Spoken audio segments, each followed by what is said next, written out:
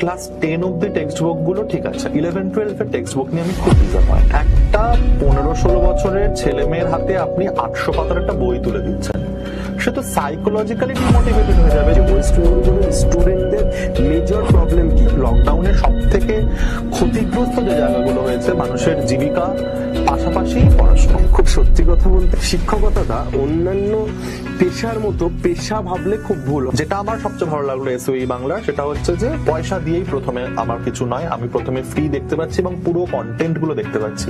সেখানে এমন নয় যে একটুখানি পড়িয়ে বলা হচ্ছে বাকিটুকু তুমি পেয়ে পাবে। যে বায়োলজিটাকে কিভাবে ব্যালেন্স করা উচিত বা কোন রুটিন মেনটেন করে বায়োলজিটা পড়া উচিত। খুব দুর্ভাগ্যজনক ভাবে মানে বলতে বাধ্য হচ্ছি যে বহু সরকারি বিদ্যালয়ের শিক্ষকরা প্রাইভেট টিউশন করছে, সেখান থেকে একটা সমস্যা যেটা আসছে যে অমুক স্যারের কাছে না পড়লে নাম্বার দেবে। সিস্টেম কোথাও গিয়ে এই সমস্যাটা জানে না এমনটাও নয়, সিস্টেম স্বইচ্ছায় এই সমস্যাটাকে আরো জাগিয়ে তুলছে যাতে স্টুডেন্টদের পড়াশোনাতে ব্যাঘাতটা ঘটতে থাকে। পশ্চিমবাংলার গ্রাম, পুরুলিয়া, বাঁকুড়া, বীরভূম, উত্তরবঙ্গের জেলাগুলো, এই জায়গাগুলোতে না মানে রত্ন আছে প্রচুর। আমরা একটা অল্টারনেটিভ ওয়েতে চেষ্টা করছি, যখন সিস্টেম ব্যাপারটাকে কোলাপস করার চেষ্টা করছে তখন আমরা একটা অল্টারনেটিভ জায়গা তোলার চেষ্টা করি। এটা একটা অসম লড়াই, কিন্তু এই লড়াইটা লড়ে যেতে হবে। এবং এই লড়াইটা শুধু আমার আপনার নয়, এই লড়াইটা ক্যামেরার ওপারে যারা আছে তাদেরকেও ভীষণভাবে লড়তে হবে এবং বিশেষত তাদের পরিবারকে লড়তে হবে। ওয়েস্ট বেঙ্গল